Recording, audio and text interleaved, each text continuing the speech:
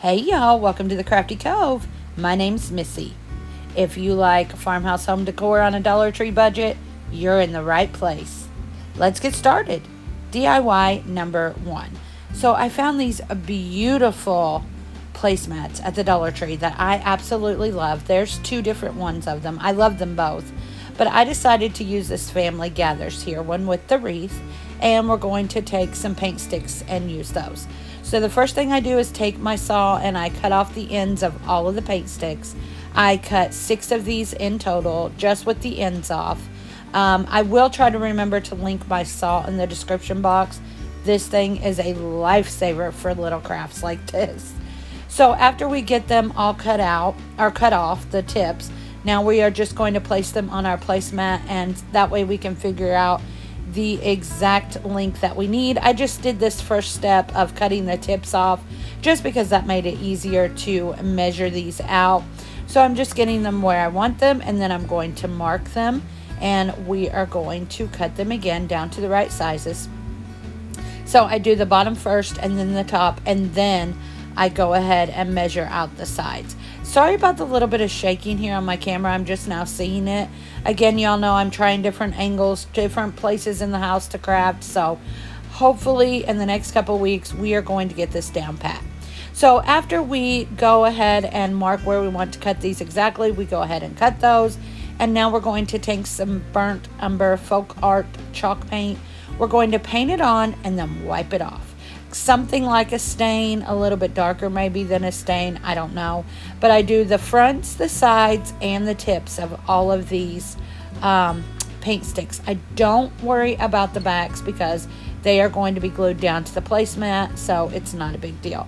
Basically what we are doing is just making a frame for this placemat.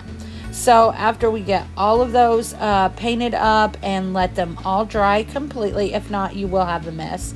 Let those dry completely. Now we're going to use a combination of some super glue and some hot glue, and we are just going to glue these right on to our placemat. Now, I did mark what each piece of these were, so I'd know what was the top, what was the bottom, and what was the sides, because as with anything from the Dollar Tree, not everything is exactly the way it's supposed to be as far as size goes. So I did label these, and now we're starting with the bottom, and then we will go to the top, and then we will do the sides on both of this. Sorry again about these shots of my face, but y'all, I'm trying to find this new angle and that perfect sweet spot. So if you'll just bear with me, I promise the videos will get better. So now that we've got the top and the bottom done, now we are going to do the sides, and of course same thing, some super glue and some hot glue. And the reason I wanted to use some super glue along with hot glue is we all know how hot glue can be with plastic, and I didn't want this frame just falling off. So the super glue just gives it a little bit extra of a hold along with the hot glue. Now I did want some stability on the back, so I just took 2 paint sticks that were cut down and glued those right on the back, just because it's a little flimsy, because it is of course a placemat. Next, we're going to take this little piece of wood that I honestly have no clue where I got this, but I thought it was the perfect shelf. So now we're just going to use some all-purpose glue and some more hot glue, and we are just going to glue that right on there. This will not be a great shelf for heavy things, but for light things it is perfect. And here is how it turned out. Y'all let me know in the comments what you think. So I just want to say thank you to a couple of girls at my church who I have known all of their lives. They tell me they're my biggest fans, and I love them with all my heart. JC and Jenna, you all are amazing, and thank you for watching every single video that I put out.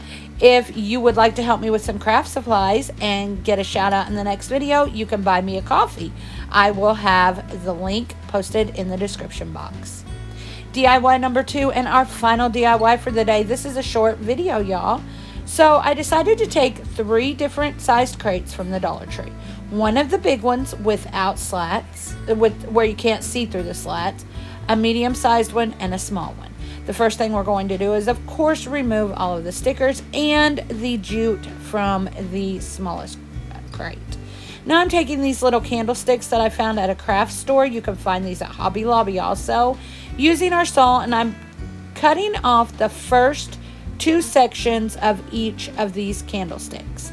After I get that finished, I'm going to go ahead and sand that off. Here we are going to cut off the second candlestick. Y'all, I cannot talk today. After we get that finished, I didn't show you this part, but I do take a little piece of the wood planks from the Dollar Tree and cut it down just to cover this crate here, the medium crate. I wish that I would have painted the inside of this beforehand, but I didn't, so we'll just have to go with it. Now I'm kind of doing a light paint, dark stain effect. I don't know really what you call this. I'm just painting on my paint, y'all, and then I'm wiping it off with a paper towel just to give it a little bit more of a weathered look, possibly. We do go through later and distress these, so get as thick of a coat as you want on these. But I do both candlesticks and all of the crates. What you can see on my iPad there in the footage here, I am watching previous church services where I had been missing services when I was on the road with the hubby. So on this day while I'm crafting, I'm watching some church services, which are all online on YouTube. So if y'all are interested in seeing my church and where I go to church, let me know, and I will definitely give y'all a link, and you can go back and watch our services online.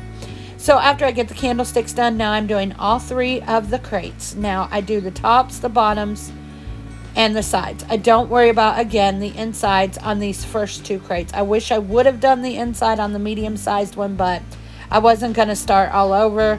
So we're just going to go through here and not worry about the inside on this. But when we get to the smaller crate, I do go ahead and do the inside because I learned my lesson from this medium-sized crate here. So again, we're just painting the paint on, and we are wiping it off with a paper towel, baby wipe, whatever it is that you want to use.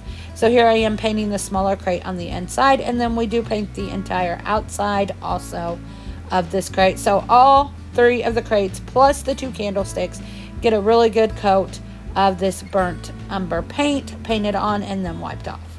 Now we are going to put our piece together. We're taking our bottom crate, which will be the biggest crate, one of the candlesticks, and we are going to glue the candlestick. This is kind of just like a tower. You could make it a tiered tray, I guess, but it would be smaller things that you would have to put on it, but use it for whatever. I just used it as a decor piece. I liked the look of it. So we're taking that candlestick and we are gluing it right into the middle of the first crate. Then we will use our glue and put it on the top of the candlestick, and we will glue our second crate to that. Now with our other candlestick, we're going to flip it upside down. So we're going to put the glue on the top part of the candlestick and glue that to that second crate. And then, I'm sorry again about my angles, you're not going to be able to see, but what I'm basically doing is putting my glue on the top of that other candlestick, and which is really the bottom, and we are going to glue our smaller crate onto that. After we get it all on there, our glue is good and dry. We're going to take this parchment colored apple barrel paint, and we are just going to distress, go along with some dry strokes, and that is it. Decorate however you want, y'all. And here is that project. So y'all, please, here's our final reveal. Let me know what you think in the comments. Sorry this was such a short video, but again, working on new things to try and bring you better content and more content. Thanks for watching. Y'all come back now. You hear?